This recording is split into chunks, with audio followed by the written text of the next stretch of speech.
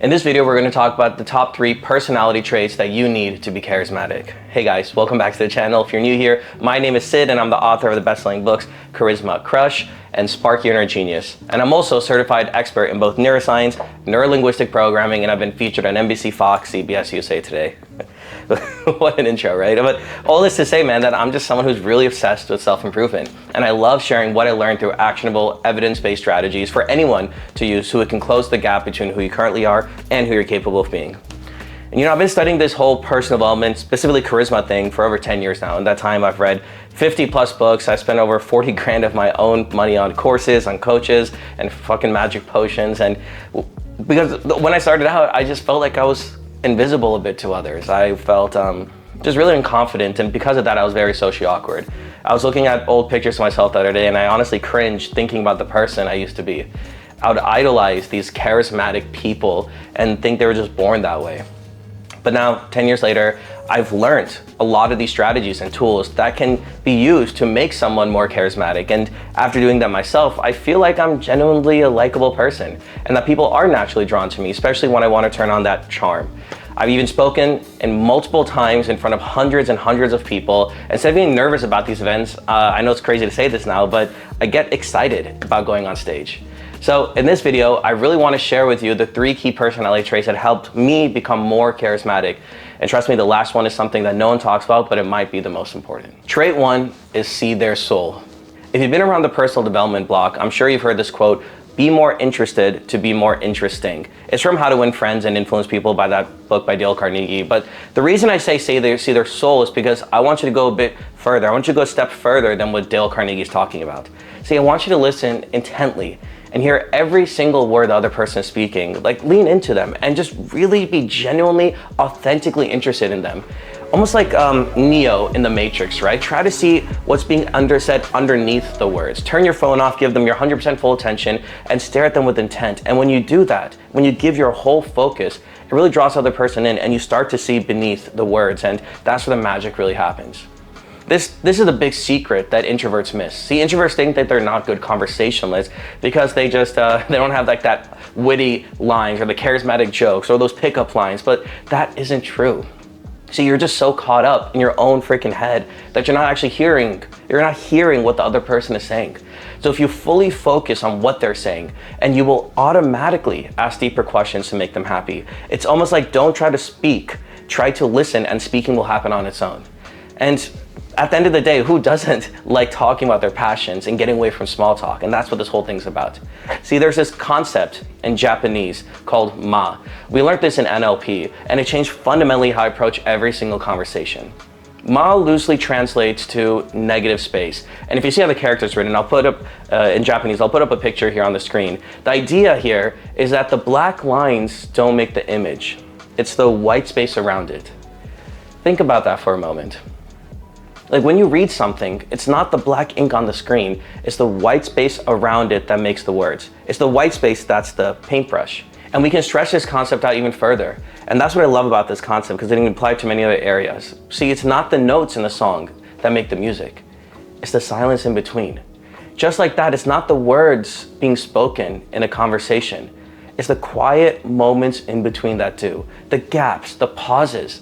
They give a deeper sense to it all. So pull on the string and see where it takes you. Don't be nervous about random awkward silences while talking. Instead, embrace it and lean into it and seek it out. See, you can use pauses to your advantage too, because pausing before a line makes it more powerful. See what I just did there? Anyways, see, that is the reason I call this trait seeing their soul. Because it's almost like a trigger phrase I want you to tell yourself to put you in that mode instantly. You aren't just trying to be a good listener. You're trying to peer into who they really are, and the words are the way to do that. So next time you sit down with yourself or someone, just tell yourself, see their soul, and watch how that automatically triggers you and makes you more magnetic to them. By the way, if you're liking this video so far, go ahead and let me know by hitting that like button. I try to put usually video essays like these once a week, where I do in-depth research on a self-improvement topic and break down into actionable steps for you. And that's the kind of content that interests you, then go ahead and subscribe as well. Trait 2, competence equals confidence. A really important concept to understand is what we call neuroscience input versus output. And let me give you an example of what I mean. Imagine you're dressed up and you walk into this party. You got ready that day, you knew you were gonna go out, and as you step in, you notice people are staring at you for some reason. Now you might think to yourself, shit, why are they looking at me? Is it my big nose? Is my hair messed up? Honestly, they probably just think I'm weird as fuck. Like, you start having this negative self-talk just go off in your head. But what's funny is someone else in that same exact situation might think, oh shit, they're staring at me? Damn, I must look good as fuck for everyone to be checking me out. Or they're probably jealous of my amazing hair. In both cases, the input's the same. You walk into a room and people are staring at you. But the first person spirals into insecurity while the second person feels confident. And that output is what you internalize as self-talk, and that radically changes how you move and interact with people at this party moving forward. What's funny is in both cases, people also could just be staring at you because you opened the door and you made a sound and people weren't even looking at you, they were just staring at the door. But how you interpreted that is totally up to you. Either way, the whole point here is that no one wants to hang out with someone who's insecure. And one surefire way to kill your charisma is to be a complainer or even just think negatively about yourself. Because even if you don't say anything and you are having those thoughts, people feel that energy. It's awkward and it just turns people off. So the question then becomes, how do you change your output? How do you stop into spiraling into that negative self-talk? And see, that part all comes down to self-confidence, which is built on self-worth. And self-worth, honestly, dude, it takes time. It takes a lot of time. It takes a lot of work. It takes a lot of awareness and sometimes even therapy. But the quickest way, the lowest hanging fruit to immediately increase your self-worth is to improve yourself externally and to be proud of how you present yourself to this world. This is the concept where competence comes in, and that's where Dr. Albert Bandura's self-efficacy theory comes into play. See, Bandura's research shows us that through self-efficacy, that is built upon having proof for yourself that you can accomplish things that matter, even in small little ways. So when you prove yourself externally, right? Whether that's through getting in shape, refining your style, taking pride in your appearance, grooming your beard, whatever that is, you are giving your brain evidence of this competence. And this competence then fuels your belief in your own abilities. And the more the competence you feel, the more confident you become. You stand a bit taller. You are literally giving yourself visible proof that you are that dude, you are that guy. And I know some of you have felt this type of way before. You know, you feel some type of way when you are on top of your diet, when you've been working out regularly, you got a fresh haircut, your skincare's on point, and right before you walk out that door, you spray yourself with some fine ass fragrance and throw on a nice pair of shoes and a perfectly fitted jacket or suit. When you do all that, your body language just changes on its own. You stand taller for no reason and you automatically feel like $1,000,000 by just simply taking pride in your own outward appearance. You just start to feel more confident in your own skin, and it seeps into your internal mindset that way. It's why we see characters like James Bond, and they're so damn charismatic, man. It's who we all want to aspire to be. But the reason we feel that way about them is because they've maxed themselves out physically to the point that we know that they know that they're the shit. And their competence creates their confidence. And you know, I felt the benefits of this firsthand when I went through my own looks maxing journey. I used to look like this back in high school. And trust me, man, I was reeking of awkwardness. I never took myself seriously, and forget trying to be charismatic. I'm pretty sure I felt invisible to most people. Sometimes I even thought that I was kind of a loser, and I'm pretty sure that thought of feeling like a loser was felt in my interaction with others. Now, fast forward a couple of years, and this is how I looked.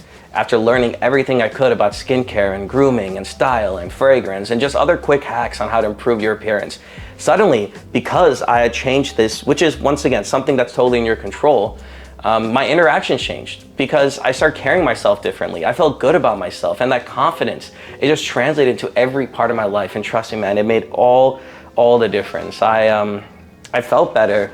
I moved once again through life differently, and people started noticing that. That shift in how I looked on the outside directly impacted on how I felt on the inside.